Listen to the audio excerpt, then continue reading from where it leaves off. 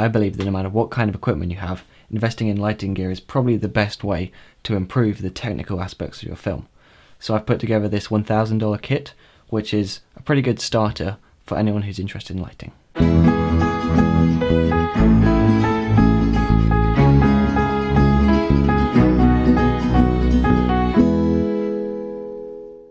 Hello, my name is Cade and this is DSLRguide. So just before we get started, I just want to let you know that I've written a blog post which you can find in the description, which contains all of the product links for both the US and the UK, where you can find links to see the prices and go ahead and buy any of the products which I've mentioned in this video.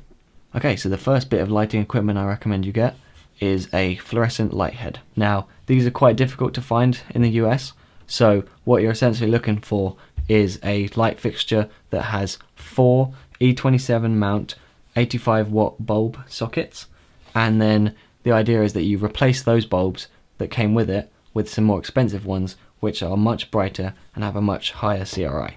So the light itself is very inexpensive, but then if you spend a fair amount on the bulbs, then you can actually get a really nice light for not that much money. But again, if you're in America, then it's a little bit difficult to find, so I recommend that you check out the blog post where I've got some more information about that. So once you've got one or two of those, I recommend that you get the Aputure AL-5280S. Now this is great because firstly it's pretty inexpensive, but also it gives you a hard light source, which is something you just don't get with fluorescents. Now there are many benefits to using LEDs, the biggest one being that it can be battery powered, so it's totally portable, totally wireless, which is a pretty nice thing to have. So with that, I'd recommend a 160 LED light. This is a very small, inexpensive light, which essentially you can just like chuck in the background of a shot to light up one particular thing, or you can use it as a catch light. There are many uses for them and they're so cheap, it makes sense just to have one or two in your bag. So to go with these LEDs, you're going to need some batteries. So I recommend that you get some third-party Sony NPF 970 batteries. Now these are not too expensive. Again, I've got the links to the ones which I've found to be the most reliable. So I'd recommend you get at least 4 of those and a dual battery charger so that you can charge them as quick as possible. So to go with those lights, I recommend that you get 3 light stands. Now there's a choice here. I've linked to the heavy duty version and a lightweight version. So I kind of like the lightweight ones, but of course if you're going to be using heavy lights or you're in a studio, then it may make sense to get the heavy duty ones. But if you want the portability of the lightweight ones, then you can just put some sandbags on them, and they are actually pretty stable and they're very inexpensive. So it's up to you what kind of light stands you get, but generally they'll be fine. They're all compatible and work really well. Now I'd also recommend that you get a C-stand, because these are totally industry standard, super versatile. They consist of a C-stand, a grip head and a grip arm, and they are just really versatile for mounting pretty much anything, pretty much anywhere. Really useful, a little bit expensive, but totally worth it. Now to go with these stands, I recommend that you get 2 Kupo combi clamps. Now these are so versatile, it essentially allows you to have a baby receiver or a 1/4-20 thread anywhere in a room. So you could put multiple lights on one stand or attach a microphone to a door. The possibilities really are endless. So the next thing is a swivel head.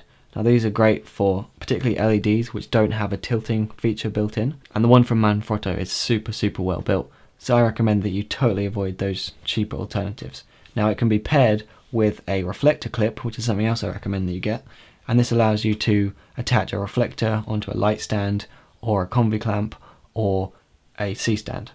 Okay, so lastly we have the absolute essentials: gaffer tape and black wrap. Gaffer tape is great because it has billions of uses, we all know this. If you don't have any, then you should just go out and get some right now.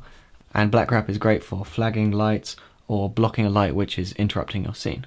So that's it for the main list, and as I said, the blog post has all the links, so feel free to check that out. But as usual, I'm sure there's some of you who have already got some of this stuff, so I'm going to do some extra things. The first thing is the Digital Juice flag kit.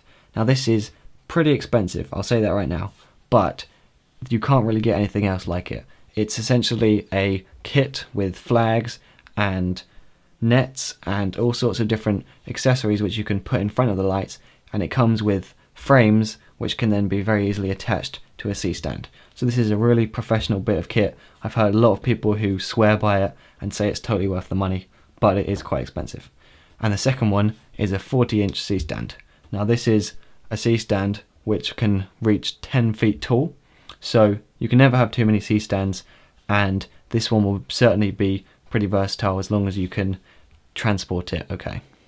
Okay, so that's it for the $1,000 lighting kit. Now I would like to just finish up by saying that if you're not following me on Twitter, that is actually the best way to firstly hear any updates I've got about this show, but also for my personal projects, including my short film and anything else that I'm doing on my other channel.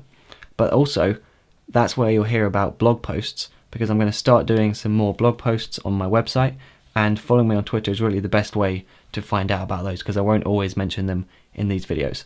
So if you're not following me on Twitter, then you might want to think about that. And yeah, so that's it for this week, and I'll see you next time.